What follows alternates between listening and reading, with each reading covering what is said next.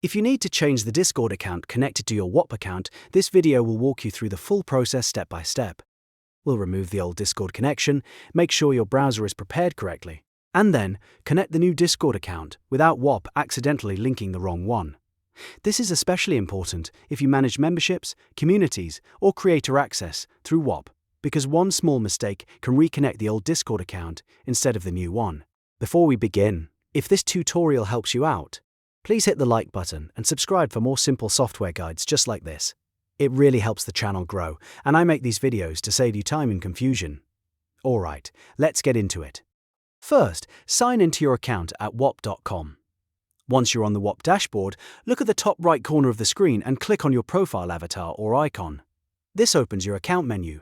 From there, click the gear icon located directly to the right of your username.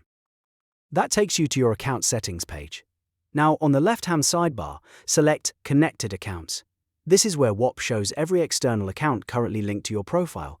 Find Discord in the list of integrations. Once you see it, click the trash can icon next to it. Whop may ask you to confirm the removal, so go ahead and approve that prompt if it appears. This disconnects the old Discord account from Whop. Now here comes the most important part of the process, and this is the step that people often skip. Before connecting the new Discord account, open a new browser tab and go to discord.com. Make sure you log out of your old Discord account completely.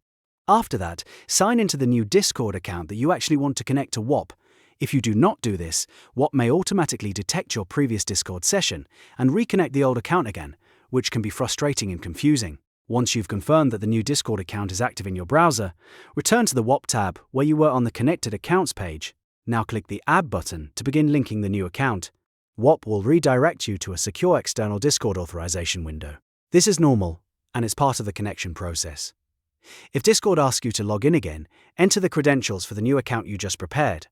Then look for the blue Authorize button near the bottom of the window. Click Authorize to give the Whop bot permission to verify your profile credentials and complete the connection. After that, the window should close automatically and bring you back to Whop.